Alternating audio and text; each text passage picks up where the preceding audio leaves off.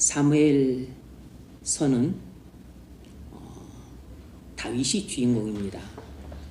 사무엘상 전반부는 한나와 사무엘이, 그리고 또 사무엘상 중반부는 사울이, 그리고 사무엘상 16장부터 그리고 사무엘하 마지막까지 다윗이 주인공인데, 궁극적으로는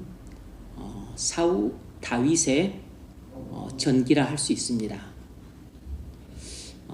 다윗은 이스라엘의 진정한 왕으로서 우리 구주를 예표하는 인물이기도 합니다. 그래서 하나님의 사람이 어떤 사람이어야 하는가를 보여줌과 동시에 또 우리를 구원할 구주가 어떤 분이실 것인가를 미리 보여주는 예표이기도 한 것이죠. 오늘 본문은 블레셋이 이스라엘을 쳐들어와서 에베스 담임에서 블레셋과 이스라엘이 대치 중인 상황에서 벌어진 일입니다. 이세 세 아들이 전장에 나갔습니다. 엘리압, 아미나답, 그리고 누구죠? 삼마. 이렇게 8아들 중 3명이 전쟁에 나갔기 때문에 이제 그 전쟁에 나간 세 아들에게 곡식과 떡을 전달해 주고 또 천부장한테 치즈를 전달하기 위해서 다윗에게 심부름을 시키려고 하는데, 이제 그 배경을 잠깐 설명해 주고 있는 본문입니다. 오늘은 이 배경에 대해서만 잠깐 살펴보겠습니다. 오늘 본문의 메시지는 이것입니다. 짧은 본문이니까 메시지도 간결합니다. 하나님은 나이와 직업에 상관없이 믿음의 사람을 하나님 나라의 일꾼으로 쓰신다 하는 것입니다. 오늘 본문의 교리는 간단합니다. 하나님은 믿음의 사람을 일꾼으로 쓰신다는 것입니다. 당시 사울의 나이가 대략 70세가 조금 못 되었을 것으로 짐작이 되고, 대략 70세 정도, 그리고 다윗의 나이는 추정컨대 많아도 15살 정도 됐을 것으로 추정이 됩니다. 오늘 본문 12, 13, 14절을 보면 다윗은 유다 베들레헴 에브라스 사람 이세라 하는 사람의 아들이었는데, 이세는 사울 당시 사람 중에 나이가 많아 늙은 사람으로서 8아들이 있는 중 장성한 세 아들은 사울을 따라 싸움에 나갔으니, 당시에는 징집 제도였는데 군대에 나가야 될 군인은 20세 이상이면 징집 대상이었습니다. 그러니까 이세의 8아들 중에 3명만, 첫째, 둘째, 셋째만 징집되어 군인으로 나간 것을 보면 요 세 아들만 20세 이상이었고, 나머지 5명의 아들은 아직 20세 미만이었다는 사실을 추정해 볼 수 있죠. 그래서 계산해 보면 그냥 다 줄줄이 연년생으로 낳았다 할지라도, 그러니까 넷째는 19, 이렇게 계산해 보면, 제가 대충 계산해 보니까 말째 8번째 다윗은 많아도 15살이었을 것으로 추정이 됩니다. 사실상 그렇게 낳기 힘들죠. 어떻게 군 5명을 연년생으로 낳겠습니까? 그건 쉽지 않겠죠.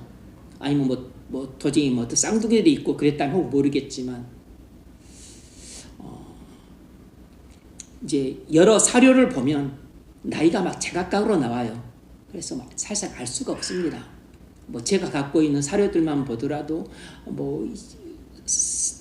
사울은 70세, 다윗의 나이는 20세로 되는데 20세면 이게 안 맞아요. 전체적으로 이게 안 맞습니다.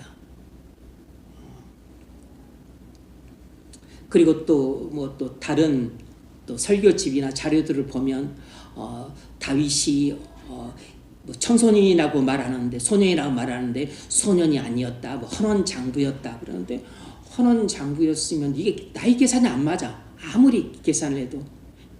그래서 다윗이 왕으로 기름 부음 받았을 때 나이가 대략 14세, 15세 정도로 추정을 하는데 지금 나이도 그냥 14, 5세 정도의 그 상태로 봐야 될 듯 싶습니다. 다윗은 유다 베들레헴 촌노 2세 8아들 중 막내였습니다. 그래서 지금 그의 나이는 많아야 15살 정도밖에 안 됐습니다. 나이가 어리죠. 그럼 다윗의 직업은 무엇이었을까요? 양을 치는 목동이었고 부업으로는 음악 치료사였습니다. 16장에서 봤다시피 다윗은 수금, 하프를 잘 다루는 악사였기 때문에 그 사울이 악령에 시달릴 때 그 수금을 타서 악령을 쫓아내는 이 뮤직 세라피스트의 역할을 감당해야 됐어요. 그래서 본업은 목동이고 부업은 음악 치료사였던 것입니다. 15절 다윗은 사울에게로 왕래하며, 이 말이 사울의 지병을 치료하기 위해서, 그러니까 베들레헴에서부터 기브아까지 자주 이렇게 왔다 갔다 했다는 것입니다.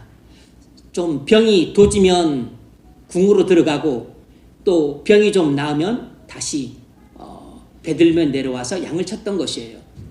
근데 지금은 사울이 조금 악령에 시달리지 않는 정상적인 상태였기 때문에 다윗이 베들레헴에 지금 하향에 있었고 사울은 지금 아마 그 블레셋과 전투하기 위해서 전장에 나가 있는 상황이었던 겁니다.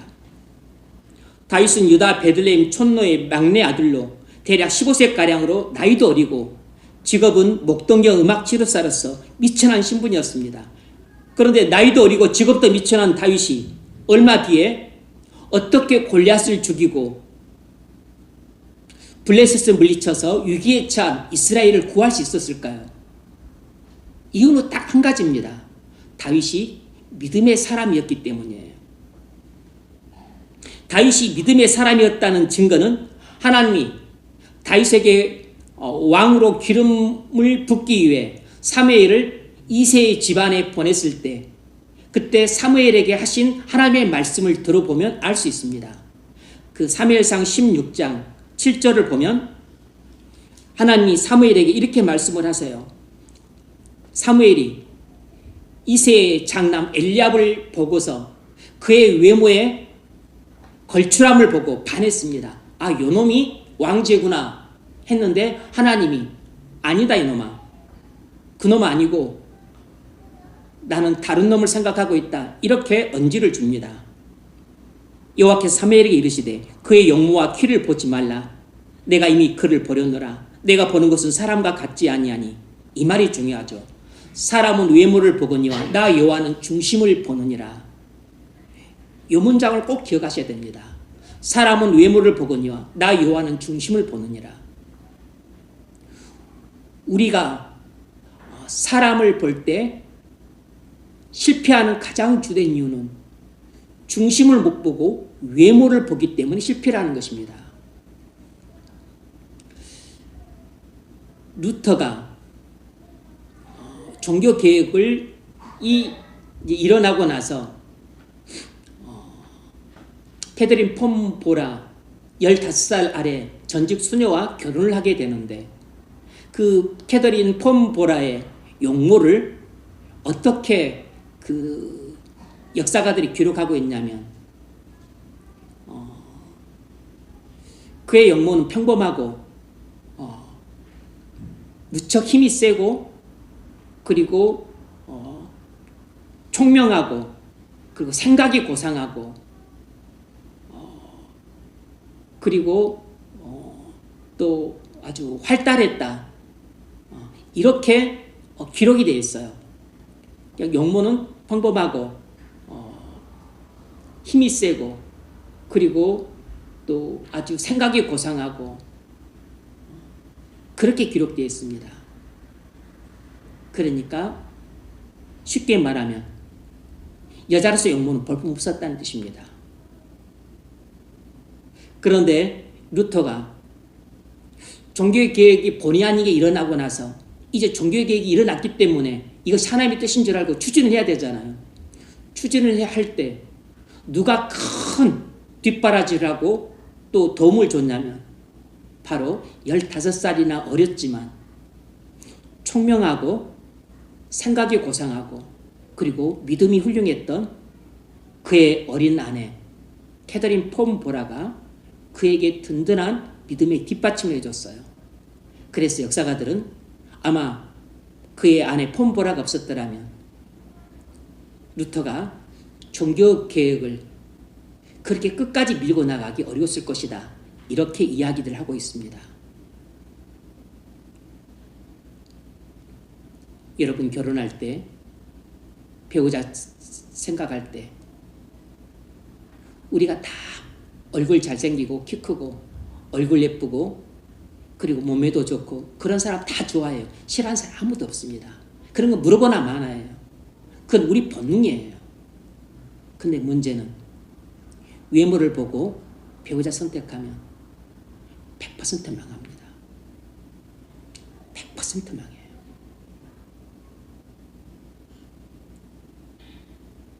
그래서 이 말을 꼭 기억해야 됩니다. 여러분들이 배우자를 선택하고 결혼을 할 때 외모가 아니라 중심을 보셔야 됩니다.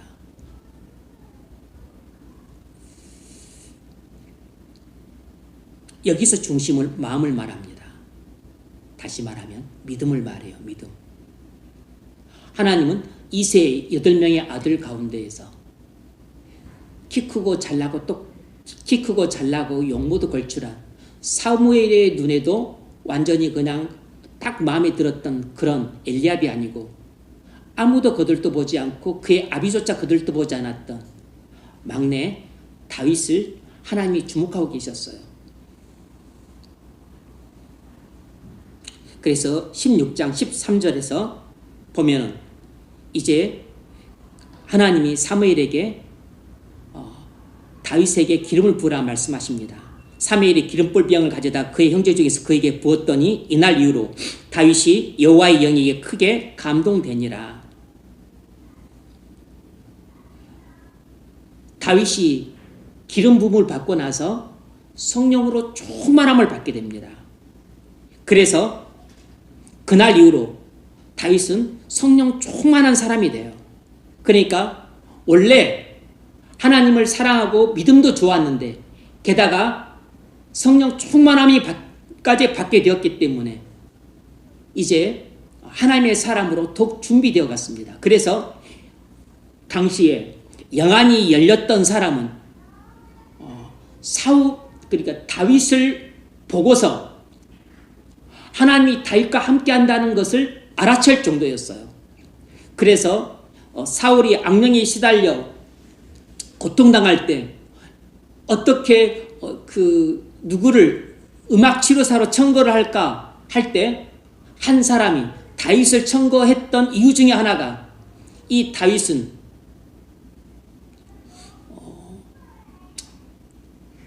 용모도 준수하고 그리고 구변도 뛰어나지만 또 용기도 있지만 무엇보다 하나님이 함께 하시는 사람이라고 하면서 청거를 했어요. 16장 13절 아닙니다. 16장 18절 소년 중 한 사람이 대답하여 이르되 내가 베들레헴 사람 이새의 아들을 본즉 다윗을 말하는 거죠. 수금을 탈 줄 알고 용기와 무용과 구변이 있는 준수한 자라 여호와께서 그와 함께 계시더이다. 그러니까 다윗은 이미 믿음의 사람이었을 뿐만 아니라 성령 충만한 상태였기 때문에 영안이 열린 사람 눈에도 하나님이 그와 함께 하신다는 것이 보일 정도였어요. 뭘 알 수 있습니까? 하나님은 나이와 직업에 상관없이 믿음의 사람을 하나님 나라의 일꾼으로 쓰신다는 사실입니다. 이 진리를 하나님 말씀으로 직접 표현하자면 이렇습니다. 사람은 외모를 보거니와 나 여호와는 중심을 보느니라. 이렇게 표현할 수 있어요. 존 버녀는 1628년 영국 베드포드 대장장이 아들로 태어나서 본인도 대장장이로 일을 했습니다. 10살까지밖에 교육을 받지 못했어요. 초등학교도 채 졸업을 못했습니다. 하지만 훗날 세계 최고의 불후의 명작을 집필하는 기독교 작가가 되죠. 대략 25세 정도에 회심을 하고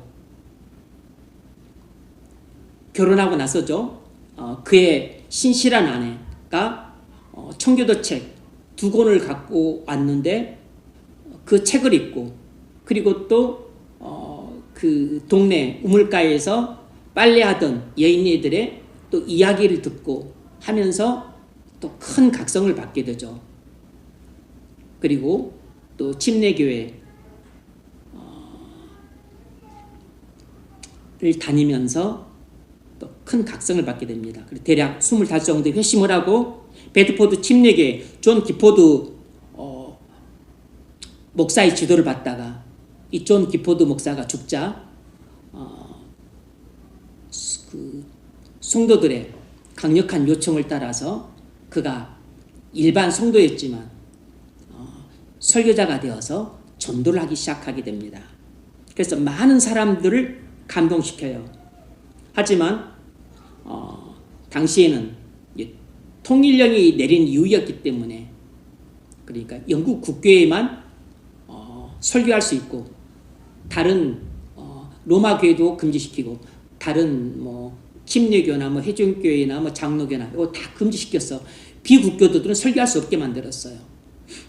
한데 이제 몰래 설교하다가 체포가 되죠. 그래서 존 버년이 32살에 체포가 되어서 44살까지 12년 동안 감옥에 투옥이 됩니다. 이렇게 1차 감옥에 투옥이 되었을 때 거기서 그레이스 어바운딩 뭐죠? 그 죄인 괴수에게 넘치는 은혜라고 하는 자서전을 비롯해서 여러 권의 책을 집필을 하게 됩니다. 이 감옥에서. 그리고 풀려났다가 또 이제 계속해서 쉬지 않고 설교를 하고 집회를 인도합니다. 그러다가 50세 때 또 투옥이 돼요. 2차 투옥이 되었을 때 그때 불후의 명작 철로 역정을 집필하게 됩니다.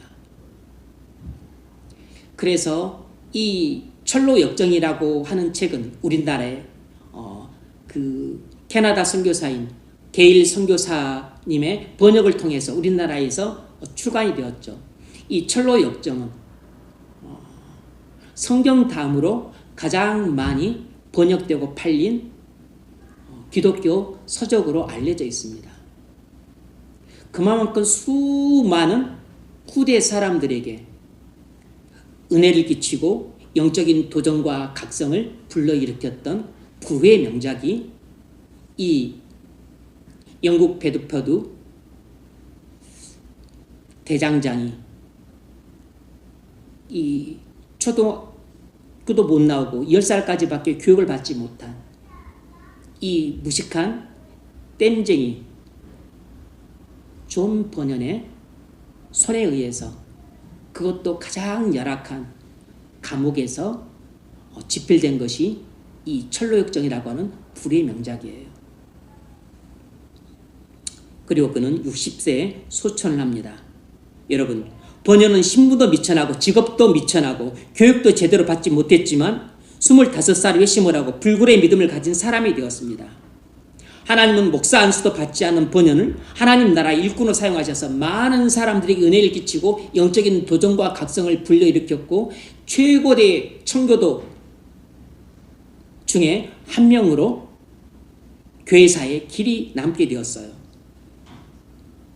당대에도 많은 사람들에게 은혜를 끼치고 회심으로 인도했지만 오히려 후대에 훨씬 더 많은 사람들에게 은혜를 끼치고 영적인 도전과 각성을 주고 그리고 회심으로 이끈 장본인이 되었어요.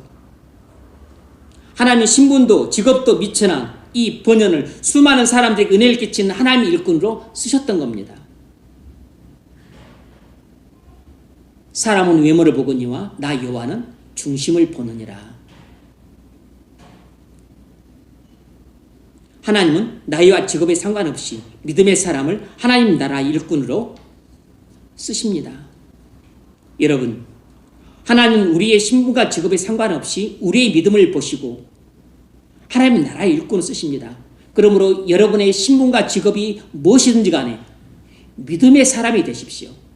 믿음의 사람이 되기만 한다면 여러분의 신분이 무엇이든 직업이 무엇이든 여러분의 할아버지가 뭘 했든 아버지가 뭘 했든 그리고 지금 여러분이 무슨 일 하든 간에 상관없이 하나님은 여러분을 하나님 나라의 일꾼으로 쓰십니다.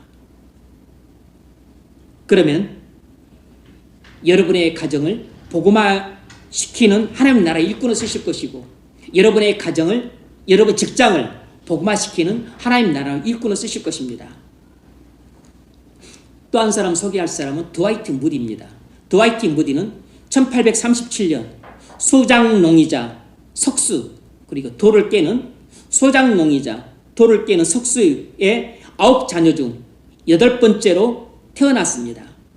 아버지가 4살 때 죽어서 빚쟁이들이 집안의 가구들까지 빼앗아 갈 정도로 극심한 가난에 시달렸어요. 그래서 무디가 초등학교 5학년을 중퇴했습니다. 이 무디가 너무 가난해서 초등학교 5학년 다니다가 그만뒀어요.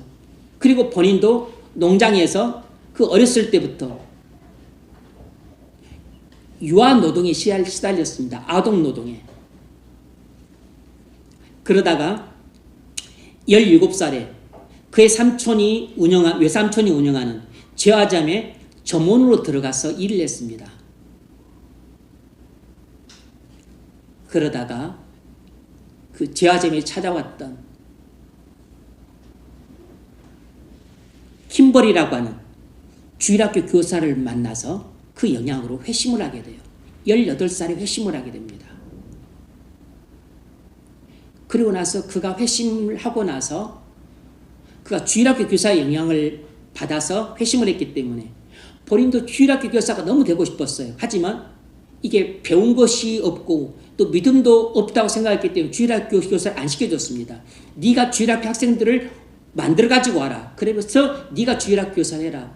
그러니까 그가 나가서 애들을 전도해가지고 본인이 전도해오는 아들을 가르치는 주일학교 교사가 되었는데 너무 많은 어린애들을 전도해 왔기 때문에 교회에다가 어디 앉힐 자리가 없어서 그래서 주일에는 술집이 쉬니까 술집을 빌려서 술집에 어린애들을 수많이 모아놓고서 본인이 다 가르쳤습니다. 주일학교 교사로. 술집을 주일학교로 만들어버렸어요.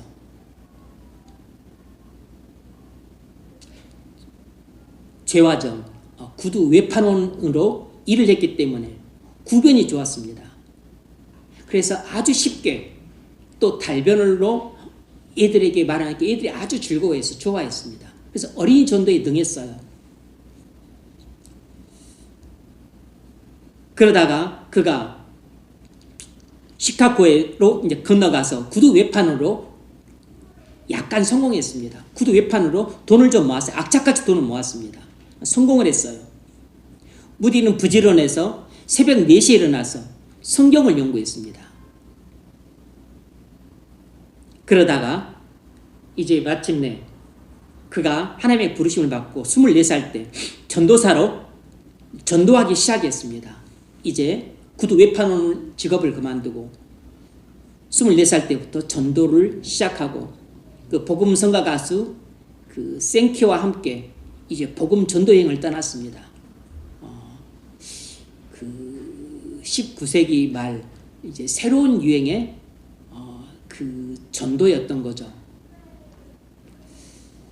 그래서 미국에서도 많이 활약을 했지만 또 영국, 아일랜드나 스코틀랜드 그쪽에서도 또 많은 활약을 했어요. 어쨌든 무디의 이 19세기 말 무디를 통해서 미국과 영국에서 큰 붕이 일어났습니다. 그래서 이 무디의 영향으로 학생 자원운동, 스튜던트 발런티어 무브먼트가 일어나서 많은 젊은 청년들이 해외 선교사로 자원을 했어요. 그때 이 언더우드나 그리고 이 게일 선교사가 또 우리나라의 학생 자원 운동의 영향을 받아서 선교사로 온 것이에요. 뿐만 아니라 그가 이제 케임브리지 대에서 집회도 열었었는데 그때 무디의 설교를 듣고 감동을 받았던 케임브리지생 7명이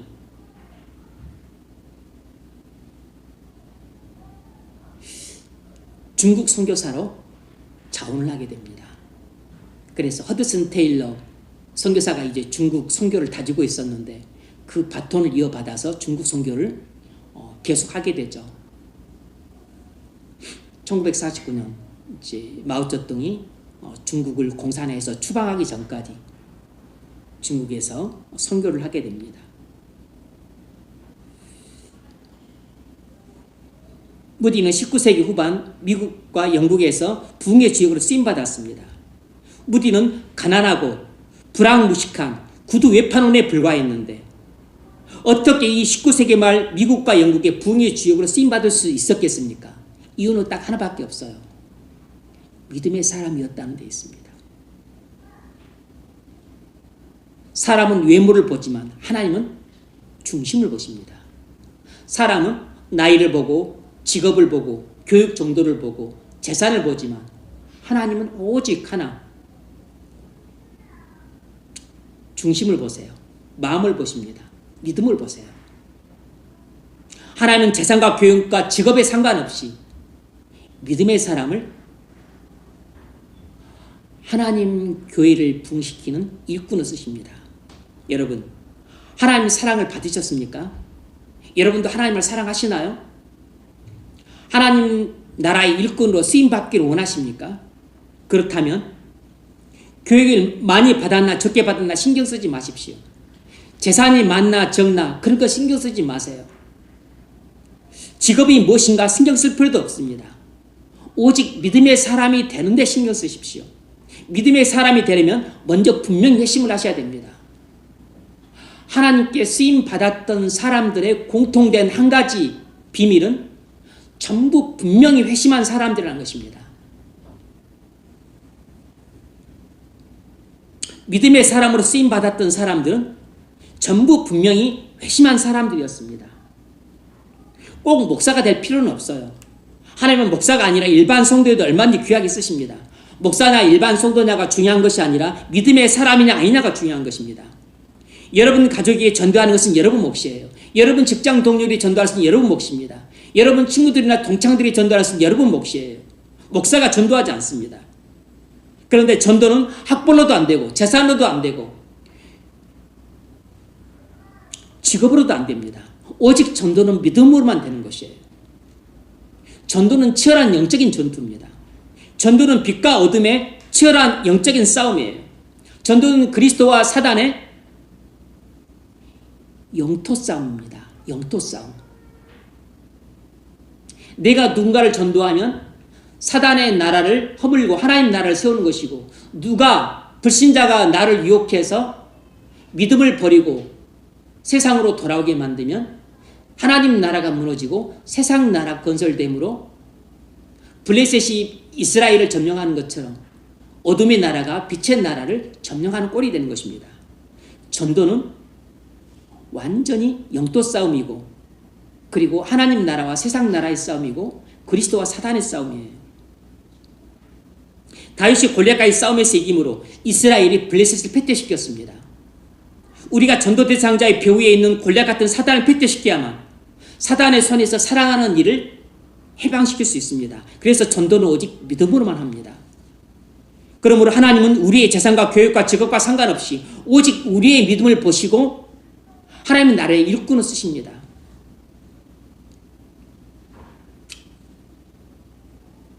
이반 로버츠는 1904년 웨일즈 부흥의 주역으로 쓰임받았습니다. 이 이반 로버츠는 웨일즈 광부의 아들로 태어나서 자신도 12살 때부터 광부로 석탄을 캐며 살았습니다. 낮에는 석탄을 캐고 밤에는 몰려오는 피곤함을 이기면서 성경을 읽고 기도를 했습니다. 1859년 한 40-50년 전에 웨일즈에서 부흥이 일어났었어요.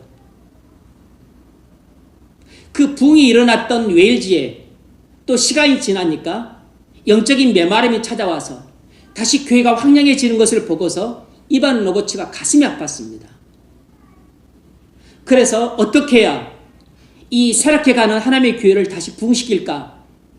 어린 나이 때부터 그가 크게 관심이 많았고 그것을 위해서 기도를 했어요. 그가 신학교를 가려고 했고 또 다녔는지 모르겠지만 어쨌든 그가 목사가 되지는 않았습니다. 이 안수를 받지는 않았어요. 뭐 신학교에 갔다는 이야기도 있는데 사료들이 다 불분명해서 그는 웨일즈 부흥을 위해서 13년간 기도를 했습니다. 그러니까 그는 어렸을 때 회심을 했던 것으로 추정이 됩니다. 어렸을 때 회심을 하고서 13년 가까이 웨일즈 부흥을 위해서 기도를 했어요. 그러다가 13년 되던 해인 1904년에 이 이반 로버츠는 새벽 1시부터 5시까지 4시간 가까이 하나님의 임재를 뜨겁게 체험하게 됩니다. 그러고 나서 다시 5시부터 9시까지 잠자리 듣다가 9시에 일어났는데 또 9시부터 또 오후 1시까지 또 4시간 가까이 하나님의 임재를 또 뜨겁게 체험을 해요. 그때 성령의 부심을 받게 되죠. 그러다가 셋 조수아 목사님의 설교를 듣고 깊이 감동을 받습니다. 고향 모리아 교회에 내려와서 그 담임 목사님이었던 이 존스 목사님한테 부탁을 합니다. 꼭 저를 한번 설교를 시켜주세요. 네가 지금 무슨 일반 성도고 설교 훈련도 안 받은 네가 무슨 설교를 하냐. 꼭 한번 이렇게 집회를 인도하게 해달라고. 그래서 이제 원래 예배가 끝나고 난 다음에 이반 로버츠가 이제 모임을 가지려고 하니까 원하는 사람들은 남아서 이반 로버츠가 인도하는 모임에 참여를 하십시오 했더니 17명이 남았어요.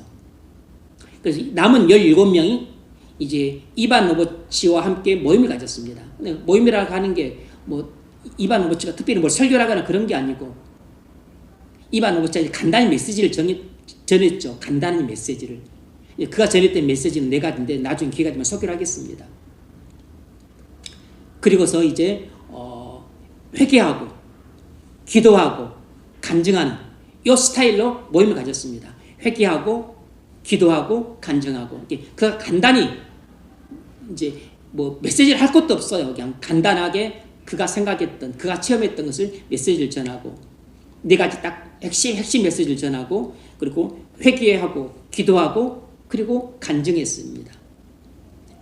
바로 이 간증할 때 일전에 제가 말씀드렸던 이 플로리 에반스라고 하는 이반 로버츠의 고향 친구예요. 자매인데 이 고향 친구도 함께 참석해서 간증할 때 그가 떨리는 입술로 이거 회심한 지 얼마 안 되었었는데 저는 온 마음을 다해 주님을 사랑합니다.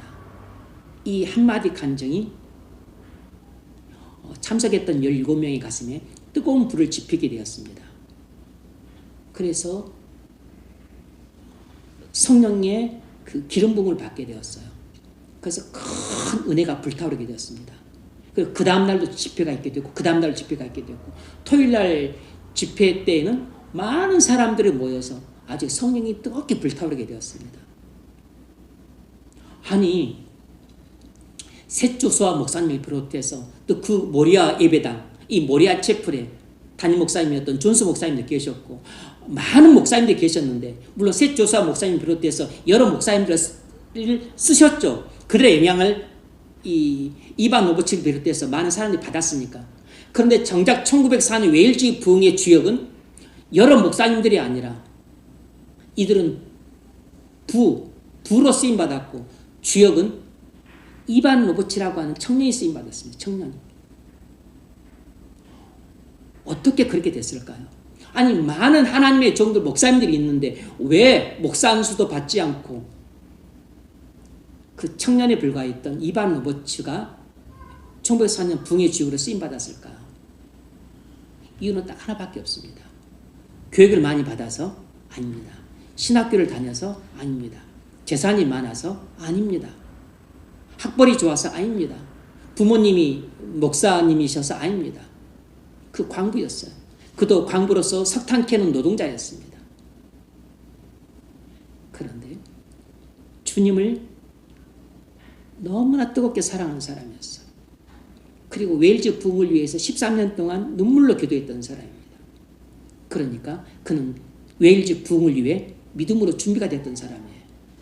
그래서 하나님이 그에게 뜨겁게 여러 번 찾아오셨습니다. 그리고 그에게 성령을 부으셨어요. 그리고 하나님이 다른 사람을 다 제쳐놓고 이반 노보츠를 1904년 웨일즈 부흥의 주역으로 쓰셨습니다. 그런데 1904년 웨일즈 부흥이 중요한 것은 웨일즈만의 부흥으로 끝난 것이 아니고 이 1904년 웨일즈 부흥이 나중에 1905년 호주 부흥, 또 1905년 미국 아주사 부흥, 1906년 인도 카시아 부흥, 그리고 1907년 평양 부흥, 1908년 만주와 중국 부흥, 이렇게 부흥의 불이 번지는데 기폭제가 된 것이 1904년 웨일즈 부흥이에요. 하나님이 이반 로버츠를 통해서 20세기 부흥의 불길에 점화시킨 겁니다. 그리고 플로리 에반스의 그 은혜로운 짤막한 간증, 저는 온 마음을 다해 주님을 사랑합니다. 이 한마디가 1904년 부흥의 불길이 타오르는데 뇌관에 점화를 시킨 것이에요.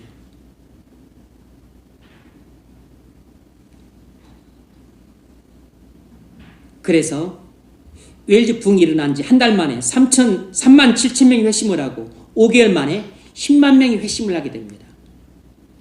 근데 10만 명이라는 숫자는 하나님이 이 이반 로보츠에게 나타났을 때 또 암시를 주셨던 숫자이기도 했습니다.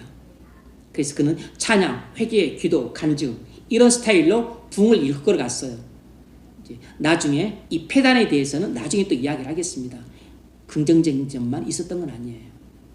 부정적인 측면도 많이 있었습니다.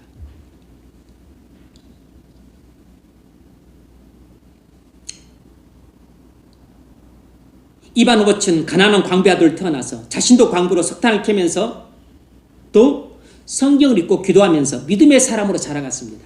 하나님의 일꾼으로 준비가 되어 갔어요. 마침내 준비가 되자 하나님께서 1904년 성령의 부으심을 주셔서 여러 목사님들도 계셨지만 물론 그들도 입을 쓰셨지만 놀랍게도 일반 성도였던 이반 로버츠를 1904년 웨일즈 부흥의 주역으로 쓰셨어요. 그가 부자였나요? 아닙니다. 교육을 많이 받았나요? 아닙니다. 목사였나요? 아닙니다. 일반 성도였어요. 나이가 많았나요? 아닙니다. 청년이었습니다. 하나님은 가난하고 많이 배우지 못하고 나이도 어렸던 청년이었던 이 이반 로버츠를 1904년 웨일즈 부흥의 주역으로 쓰셨고 20세기에 전 세계의 부흥의 불길을 타오는 데 있어서 기폭제로 쓰셨던 겁니다. 왜죠? 믿음의 사람이었기 때문이에요. 사람은 외모를 보거니와 나 여호와는 중심을 보느니라. 여러분, 하나님은 나이나 신분이나 직업이나 교육 정도와 상관없이 오직 믿음의 사람을 하나님 나라의 일꾼으로 쓰십니다. 여러분의 나이 30대, 40대, 여러분 적은 나이가 아닙니다. 이미 충분한 나이예요.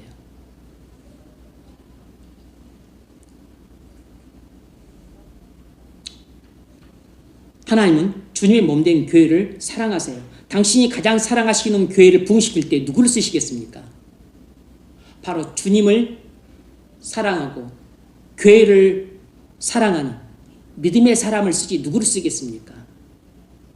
주님도 별로 사랑하지 않고 교회도 별로 사랑하지 않는 곰곰하지 않은 사람을 쓰겠어요? 주님도 별로 사랑하지 않고 교회도 별로 사랑하지 않는 재산 많은 사람을 쓰겠습니까? 주님에 대한 사랑도 없고 교회에 대한 사랑도 없는 직업 좋은 사람, 얼굴 잘생긴 사람 쓰겠어요? 주님에 대한 사랑이 불타오르고 교회에 대한 사랑이 불타오르는 그런 믿음의 사람을 못 배우고 나이가 어리고 학력도 낮고 가난하고 직업이 미천해도 하나님은 믿음의 사람을 쓰십니다. 번연을 쓰셨던 것처럼, 무디를 쓰셨던 것처럼, 이반 로버츠를 쓰셨던 것처럼 하나님은 나이, 직업, 교육 그리고 신분에 관계없이 오직 하나님을 사랑하고 교회를 사랑하는 믿음의 사람을 쓰십니다. 왜 하나님은 이세의 8 아들 중에 그 잘나고 똑똑하고 잘생긴 엘리압을 안 쓰고 왜 가장 집안에서도 멸시천대받던 다윗을 썼을까요? 그가 비록 나이도 어리고 그리고 아버지도 주목하지 않던 별 볼일 없어 보였던 아들 같아 보였지만 하나님을 사랑하고 그리고 하나님을 위해 헌신하고자 하는 믿음이 가장 출중했던 사람이었기 때문에 하나님이 다른 7명을 제치고 말째 다윗을 택해서 왕으로 기름 부으신 것입니다. 다윗은 하나님을 사랑하는 마음이 뜨겁게 불타오르는 믿음의 사람이었습니다. 다윗은 이스라엘 모욕한 골리앗을 향해서 의분을 터뜨렸어요. 도무지 참을 수가 없었습니다. 골리앗이 이스라엘을 조롱하고 하나님을 멸시하는 것을 참을 수가 없었어요. 그 참을 수 없었던 의분은 반대로 하나님에 대한 뜨거운 사랑의 증표였습니다. 우리가 누군가를 사랑하게 되면 누가 내가 사랑하는 사람을 모욕할 때 참을 수가 없죠. 26절에 그 하나님에 대한 뜨거운 사랑이 나타납니다. 이 할례 받지 않은 블레셋 사람이 누구기에 살아계신 하나님의 군대를 모욕하겠느냐. 다윗은 믿음의 사람이었기에 물불 가리지 않고 하나님을 사랑하는 마음으로 확신에 차서 골리앗과 싸우러 나가 승리했습니다. 물론 다윗이 아무런 준비도 없이 그냥 무모하게 나가서 싸운 것이 절대 아니었다는 사실은 나중에 살펴보겠습니다.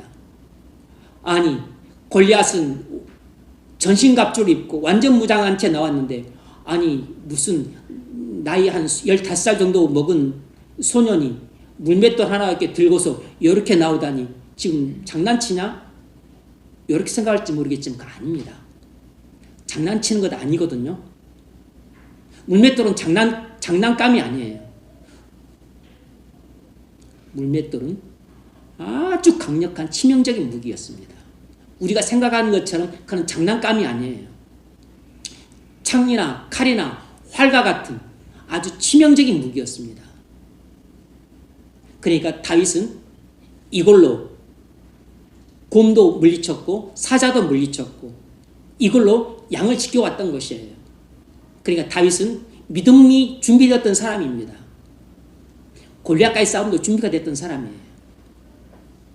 우리가 죄와의 싸움도 준비가 돼야 되고 세상과의 싸움도 준비가 돼야 되고 사단과의 싸움도 준비가 돼야 됩니다. 그래야만 하나님의 사람으로 쓰임받을 수 있어요. 오늘날에도 하나님은 다윗 같은 믿음의 사람을 찾으십니다. 번영 같은 믿음의 사람을 쓰셨던 것처럼 무디나 이반 로버츠 같은 믿음의 사람을 쓰셨던 것처럼 오늘날에도 번영, 무디, 이반 로버츠 같은 믿음의 사람을 찾으십니다. 다윗 같은 믿음의 사람을 찾으세요. 하나님은 항상 시대를 막론하고 언제 어디서나 하나님은 믿음의 사람을 쓰십니다. 그가 비록 신분이 미천하고 직업이 벌벌 일 없고 나이가 어리고 교육을 받은 정도가 미미할지라도 하나님은 그런 것을 개의치 않으세요. 하나님이 보시는 것은 사람처럼 외모를 보지 않으시고 중심을 보신다는 측면에 있어서 우리에게 소망이 있습니다.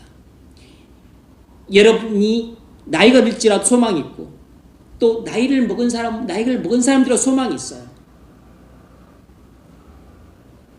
많이 배웠다고 잘난 찰 필요도 없고 못 배웠다고 주눅들 필요 없습니다.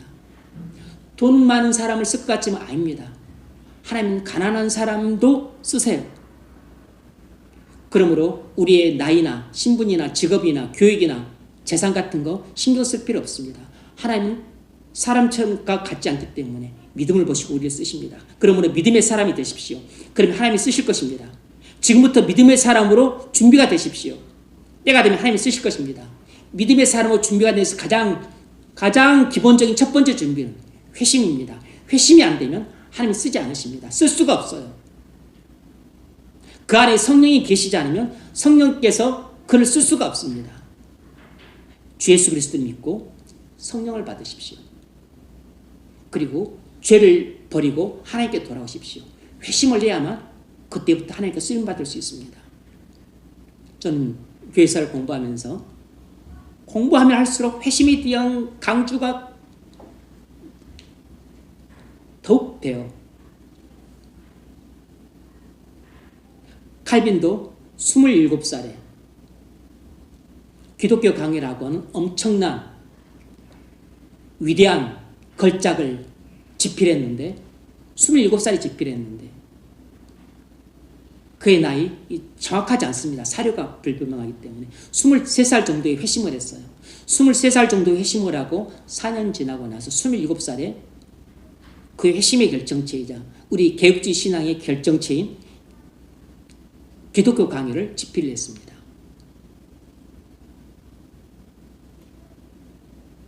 존 낙스는 25살에 회심을 하고 나서 그리고 헌신하다가 핍박받고 그리고 나중에 고생하다가 스코틀랜드에 종교의 자유를 가져왔고 스코틀랜드를 장로교과로 만들었어요. 쓰임 받으려면 믿음의 사람이 되어야 됩니다. 믿음의 사람이 되는 데서 가장 기초는 회심하는 것이에요. 그러므로 여러분이 가정 상황이 어떻든 직장 상황이 어떻든 그리고 내 주변 친구들이 어떻든지 간에 여러분 그런 거 신경 쓸 필요 없습니다. 여러분 자신만 준비되면 됩니다. 여러분 자신이 믿음의 사람이 되시면 됩니다. 여러분 한 사람을 통해서 하나님은 여러분의 가정이나 직장이나 주변 사람들을 놀랍게 변화시켜 가십니다. 그러므로 나의 외모에 신경 쓸 필요 없습니다. 내 환경에 신경 쓸 필요 없어요. 내가 처한 상황 그런 거 신경 쓸 필요 없습니다. 오직 나만 믿음의 사람으로 준비가 되면 돼요. 하나님을 향한 불타오르는 사람 그리고 주님의 몸된 교회를 향한 그 헌신하는 불타오르는 사람 그래서 믿음으로 자신의 목숨을 바칠 정도로 그렇게 모험을 할 수 있는 사람 영적인 도전을 할 수 있는 사람 하나님이 이런 사람을 쓰십니다. 바로 그 사람이 다윗이었어요. 바로 그런 사람이 번연이었고 무디였고 로봇이었습니다. 우리도 믿음의 사람으로 준비될 수 있기를 바랍니다. 그러면 하나님이 우리를 향하고 갖고 계신 계획을 반드시 우리를 통해 이루실 것입니다. 하나님 나라 일꾼으로 저와 여러분이 쓰임받을 수 있기를 주의 이름으로 축원합니다.